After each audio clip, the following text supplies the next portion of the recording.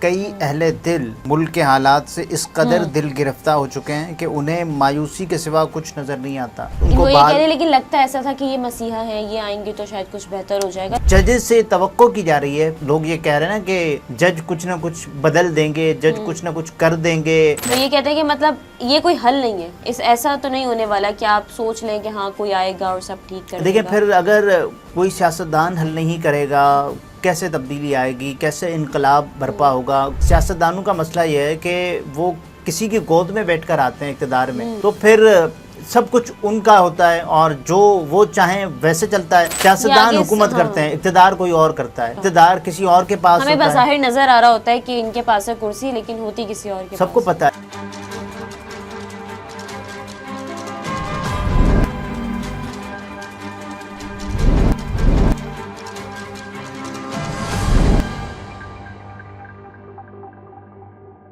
السلام علیکم، میں ہوں نمرہ سہیل، آپ دیکھنے لگ نیوز. عبدالستار ہمارے ساتھ ہیں. موجودہ ملکی صورتحال پر سینئر صحافی سہیل وڑائچ صاحب بتاتے ہیں کہ غلطیاں کہاں کہاں پر ہیں، وہ بھی آپ کو بتائیں گے، ڈسکس کریں گے. لیکن آپ سے پہلے درخواست ہے کہ چینل کو سبسکرائب کریں، شیئر کریں اور بیل آئیکن کو پریس کر دیں. جی، غلطی کہاں ہوئی یہ سہیل وڑائچ صاحب نے بتایا ہے، اور ان کا ایک روزنامہ جنگ میں موجودہ صورتحال پر ایک کالم ہے جس میں وہ لکھتے ہیں کہ کئی اہل دل ملک کے حالات سے اس قدر دل گرفتہ ہو چکے ہیں کہ انہیں مایوسی کے سوا کچھ نظر نہیں آتا. یہ وہ اپنی مایوسی بھی ان جملوں میں بتا رہے ہیں اور اپنی رائے دے رہے ہیں آگے کہ میری عاجزانہ رائے اس سے بالکل مختلف ہے. یعنی لوگوں کو مایوسی ہو رہی ہے، لوگوں کو اور اس کے علاوہ کچھ نظر نہیں آ رہا، لیکن سہیل وڑائچ کی رائے اس سے مختلف ہے. اور مجھے پاکستان کے 24 کروڑ عوام کے جمہوری شعور اور آگے بڑھنے کے جذبے پر مکمل یقین اور اعتماد ہے. میرے خیال میں ہم سے ایک غلطی بار بار ہو رہی ہے. وہ ایک غلطی بتا رہے ہیں کہ جس کی وجہ سے حالات نہیں بدلتے اور اہل دل کو مزید مایوسی ہوتی ہے. میرے خیال میں ہماری قومی اور اجتماعی غلطی یہ ہے کہ ہم کبھی کسی جرنیل کو، کبھی کسی جج کو اور کبھی کسی سیاستدان کو مسیحا بنا لیتے ہیں. یہ ان کا یہ شکوہ، ان کو لگتا ہے کہ یہ سب سے بڑی ہماری غلطی ہے کہ ہم کسی کو مسیحا بناتے ہیں. مسیحا نہیں بنانا چاہیے. مسیحا بناتے ہیں اور اپنے جو دکھوں کا مداوا سمجھتے ہیں اس کو، وہ چاہے وہ کوئی سیاستدان ہو اور اس کے علاوہ جرنیل ہو، کوئی جج ہو. اور اس کے بعد انہوں نے لکھا ہے، مختلف حوالے دیے ہیں. ان کا یہ مطلب ہے کہ کوئی ایک، ہمیں لگتا ہے کہ کوئی ایک شخص آئے گا اور وہ سب کچھ بدل دے گا، ہمارے ملک کی تقدیر بدل دے گا، لوگوں کا جو مستقبل ہے وہ تبدیل ہو جائے گا، لوگ یعنی کہ بہتر سے بہترین ہوتے چلے جائیں گے. وہ آگے لکھتے ہیں کہ یاد کریں، ہم نے عدلیہ میں سے ایک مسیحا افتخار چودھری کی شکل میں دیکھا تھا. توقع کی تھی کہ افتخار چودھری بحال ہوں گے تو ریاست ماں جیسی ہو جائے گی، مگر نتیجہ کیا نکلا کہ وہ جب عوامی دباؤ کے ذریعے بحال ہوئے تو انہوں نے عدلیہ میں اصلاحات کی بجائے ذاتی مفادات اور تعصب کا کھیل شروع کر دیا. ریاست کی باغ دوڑ اپنے ہاتھ میں لے لی، منتخب صدر اور وزیر اعظم کو بے بس کر دیا. حد تو یہ ہے کہ ان سرکش می لارڈ نے ایک منتخب وزیر اعظم کو گھر بھیج کر آئین کی نئے سرے سے تشریح شروع کر دی. آج کل بھی ہمارا خیال ہے کہ کوئی جج سرکش گھوڑے پر بیٹھ کر سارے نظام کو لپیٹ دے. اپوزیشن کبھی عوامی انقلاب کی توقع لگاتی ہے اور کبھی بغاوت کے گرد سازشی تانا باندھتی ہے. دیکھیں سازشی تانا بانا بنتی ہے، یہ سہیل وڑائچ صاحب نے اپوزیشن کے حوالے سے لکھا ہے. مسیحا افتخار چودھری صاحب، افتخار چودھری کا یہ ہوتا تھا کہ وہ جوڈیشل ایکٹیویزم کرتے تھے اور ایک کے بعد ایک سو موٹو نوٹس دیا کرتے تھے، اور جتنے انہوں نے لیے سو موٹو نوٹسز اس کے بعد شاید اتنے کسی اور نے نہیں لیے. ان کے بعد اگر کسی نے لیے تو وہ ثاقب نثار صاحب تھے.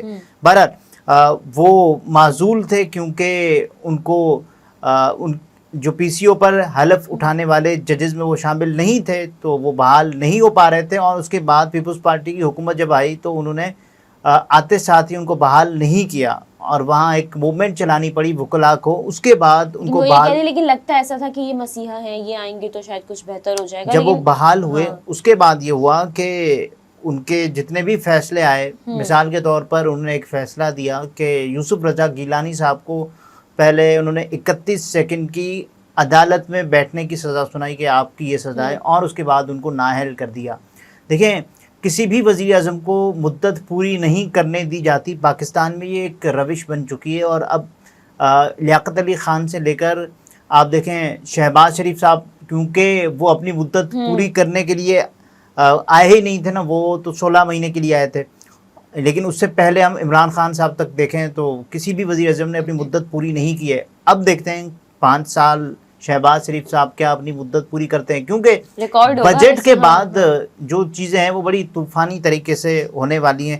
یہاں انہوں نے یہ بتایا کہ جو افتخار چودھری صاحب ہیں وہ کیسے, یعنی ان سے توقعات کیا تھی وہ کیسے اترے, اور توقعات پر بالکل پورا نہیں اترے. انہوں نے جو کچھ گل کھلایا, بالکل انہوں نے ایک ارسلان افتخار جو ان کا صاحبزادہ تھا, بیٹا تھا, انہوں نے کیا کچھ کیا اور ان کو کیسے افتخار چودھری صاحب سپورٹ کرتے رہے, یہ بھی انہوں نے بتایا. اور آگے وہ لکھتے ہیں کہ کوئی جج مسیحا یا ہیرو بننے کی کوشش نہ کرے. ان حالات میں جب ججز سے توقع کی جا رہی ہے, لوگ یہ کہہ رہے ہیں نا کہ جج کچھ نہ کچھ بدل دیں گے, جج کچھ نہ کچھ کر دیں گے, اور خاص طور پہ ہم نے دیکھا کہ جسٹس محسن اختر کیانی سے کبھی توقع لگائی جاتی ہے, کبھی جسٹس بابر ستار صاحب سے توقع لگائی جاتی ہے, کبھی ہم دیکھتے ہیں کہ جسٹس منیب اختر یا پھر اطہر من اللہ صاحب سے توقع لگائی جاتی ہے لوگوں کی جانب سے ان غیر معمولی حالات میں. تو لیکن لوگوں کے پاس بھی تو کوئی اور آپشن نہیں ہے نا, وہ دیکھتے ہیں کہ ہاں کوئی ہمارا مسیحا ہے, کوئی ایسی بات کر رہا ہے جس سے ہم امید لگا سکتے ہیں. یہ لوگوں کی بات جو بھی ہے وہ یہ کہہ رہے ہیں کہ آپ جو سوچ رہے ہیں یہ غلط ہے. یہ اب شاید جو جج صاحبان ہیں یہ ان کے ہاتھ میں صرف ریمارکس دینا ہی ہے اور فیصلے نہیں, آگے وہ کچھ نہیں کر سکتے. فیصلے دیتے ہیں اور اس پہ کتنا عمل ہوا ہے. 14 مئی کا فیصلہ دے کے گئے نا بندیال صاحب, کوئی عمل نہیں ہوا. اور آگے وہ کہتے ہیں جج مسیحا یا ہیرو بننے کی کوشش نہ کرے. اسی طرح ہم نے جرنیلوں سے بھی جھوٹی امیدیں وابستہ کی. ایوب خان کا ماشاءاللہ لگا تو اکثریت کا خیال تھا کہ اب انقلاب آ جائے گا, مگر اس فوجی مسیحا نے شخصی اقتدار اور آمریت کا رستہ اپنایا, مشرقی پاکستان کی محرومیوں کا مداوع نہ کیا. دیکھیں مشرقی پاکستان کے حوالے سے بہت ساری ڈاکیومنٹریز بھی اس وقت سوشل میڈیا پر چل رہی ہیں اور غدار کون کے عنوان سے بحث جاری ہے. قائد اعظم کی بہن فاطمہ جناح کو دھاندلی سے ہرا دیا. دیکھیں, اور وہ غلطی جو دھاندلی والی وہ آج بھی ہو رہی ہے, ویسے ہی اس غلطی کو کسی نے سدھارنے کی کوشش نہیں کی. جنرل ضیاء الحق اسلامی مسیحا بن کر سامنے آئے. انہوں نے مذہبی انتہا پسندی اور سیاسی فاشیت کو فروغ دیا. انہی کی وجہ سے مسئلہ افغانستان ہمارے گلے کا ڈھول بنا ہوا ہے. جنرل مشرف لبرل مسیحا بن کر سامنے آئے, مگر ایک من پسند پارٹی بنا کر قانون و انصاف کا خون کرتے رہے. وہ ایک من پسند پارٹی کیا PMLN ہے یا پھر جو ضیاء لیگ ہے وہ ہے, کیونکہ یہ بھی الزام لگتا ہے کہ نواز شریف صاحب کے جو روحانی باپ یا سیاسی باپ ہیں سیاست کے حوالے سے وہ ہیں جنرل ضیاء الحق. دنیا میں اب یہ سوچ متروک ہو چکی ہے, مگر ہم ابھی ایسے ہیرو کی تلاش میں ہیں جو آ کر سارے جو دل درد دور کر دے. اور مگر یہ ایسے ہی ہے جیسے کسی ایسی دوا کی تلاش جس سے سب امراض کا علاج ہو سکے جو ظاہر ناممکن ہے. وہ یہ کہتے ہیں کہ مطلب یہ کوئی حل نہیں ہے, ایسا تو نہیں ہونے والا کہ آپ سوچ لیں کہ ہاں کوئی آئے گا اور سب ٹھیک کر دے گا. دیکھیں پھر اگر کوئی سیاستدان حل نہیں کرے گا کیسے تبدیلی آئے گی, کیسے انقلاب برپا ہوگا؟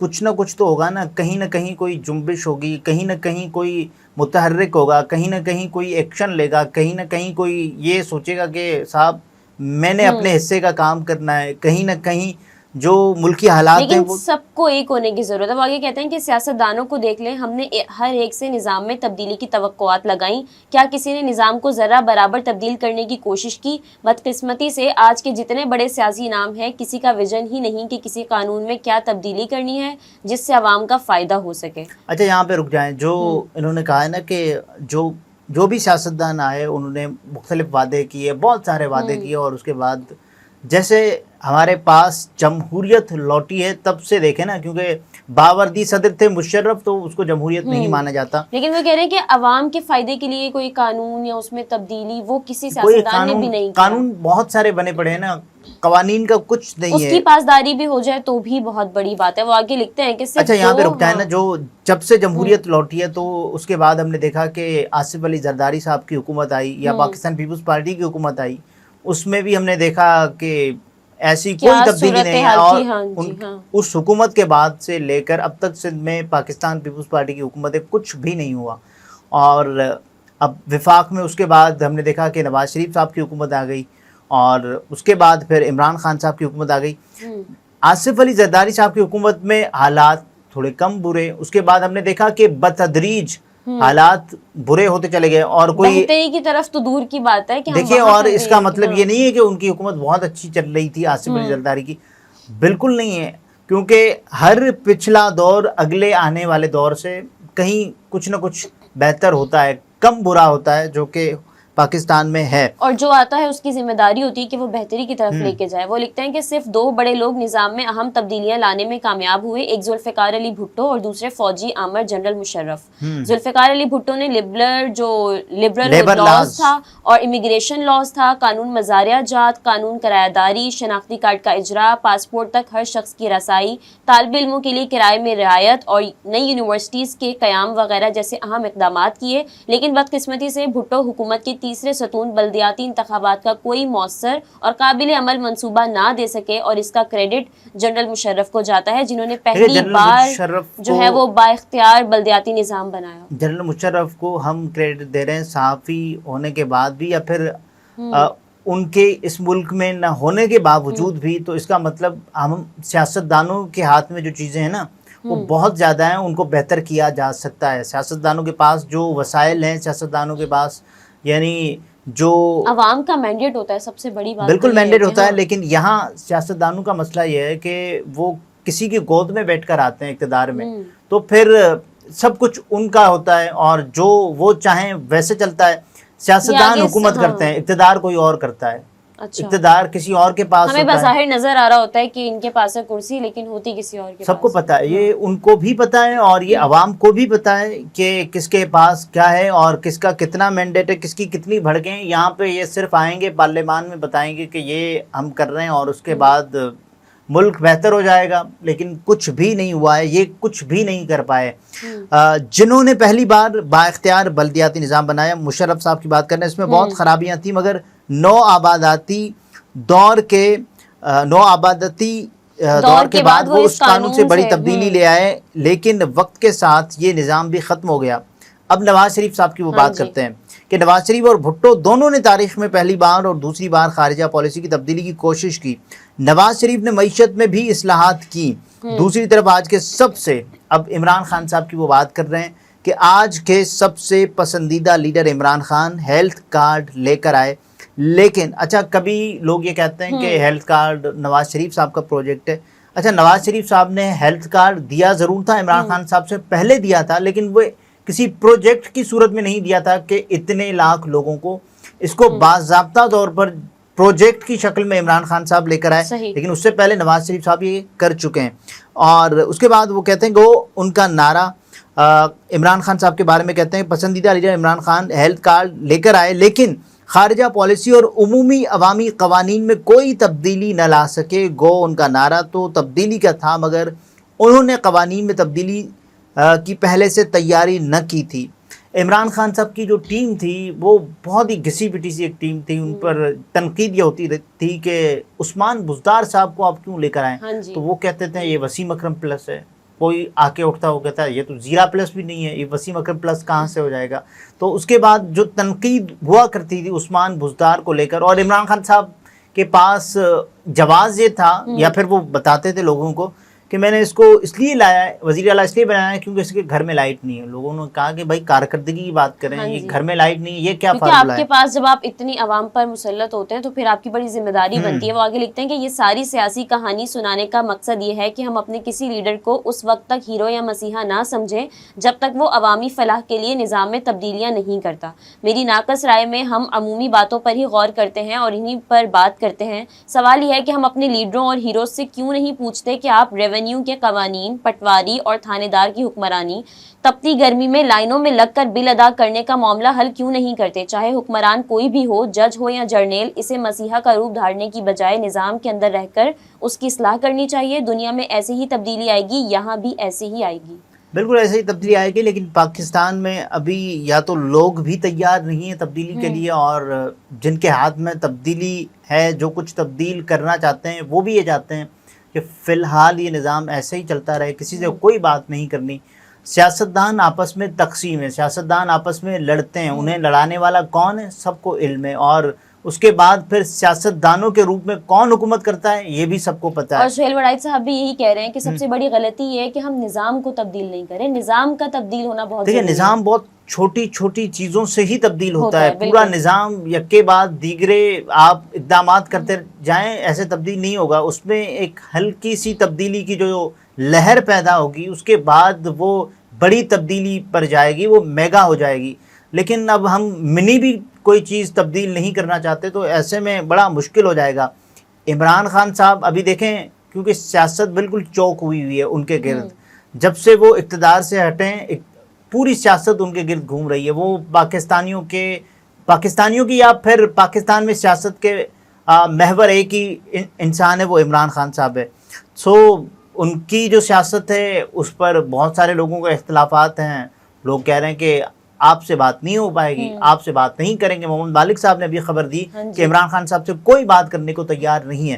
اگر آپ بات ہی نہیں کریں گے اور سیاستدانوں سے بات نہیں کریں گے تو اس کا پھر یہی مطلب ہے کہ ایسے ہی نظام چلتا رہے گا. اگر ایسے چلتا رہے گا اور یہ بھی ثابت ہے کہ یہ ٹھیک نہیں چل رہا, اگر ٹھیک نہیں چل رہا تو ایسے چلانا ہے تو اس کا مطلب ٹھیک نہیں چلے گا. صحیح. ناظرین گفتگو آپ نے ملاحظہ فرمائی. عبدالستار ہمارے ساتھ تھے. اجازت دیجیے. اللہ حافظ.